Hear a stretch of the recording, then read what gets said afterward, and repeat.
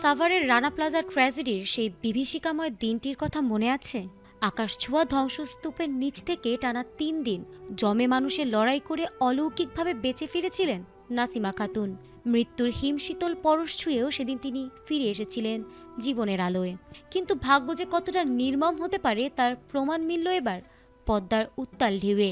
রানা প্লাজার সেই মরণফাঁদ থেকে বেঁচে ফেরা নাসিমার জীবনের প্রদীপ শেষ পর্যন্ত নিভে গেল এক ভয়াবহ বাস দুর্ঘটনায়।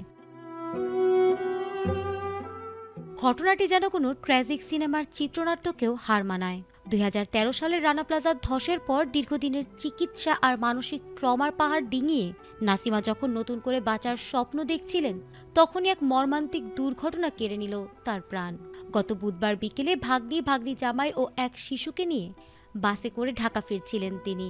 কিন্তু দৌলতদিয়া পাটুরিয়া ফেরিঘাট এলাকায় পৌঁছালে নিয়ন্ত্রণ হারিয়ে বাসটি সোজা পদ্মা নদীতে পড়ে যায়। প্রায় ৬ ঘন্টার রুদ্ধশ্বাস অভিযান শেষে রাত 11:30টার দিকে নদী থেকে উদ্ধার করা হয় নাসিমা সহ ৩ জনের নিথর দেহ।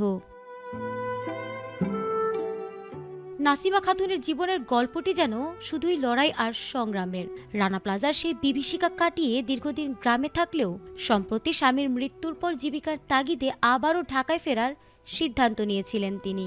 আর সেই যাত্রাই ছিল তার জীবনের শেষ যাত্রা। পরিবারের সদস্যরা কান্নায় ভেঙে পড়ে বলছেন, সেদিন ভবনের নিচে চাপা পড়েও মরেনি, অথচ আজ সামান্য এক বাস দুর্ঘটনায় সব শেষ হয়ে গেল।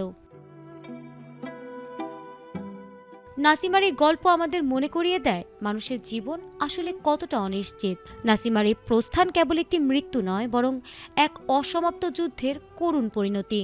যে মানুষটি একবার মৃত্যুকে তুড়ি মেরে ফিরে এসেছিলেন, তাকেই আজ হার মানতে হলো নিয়তির কাছে।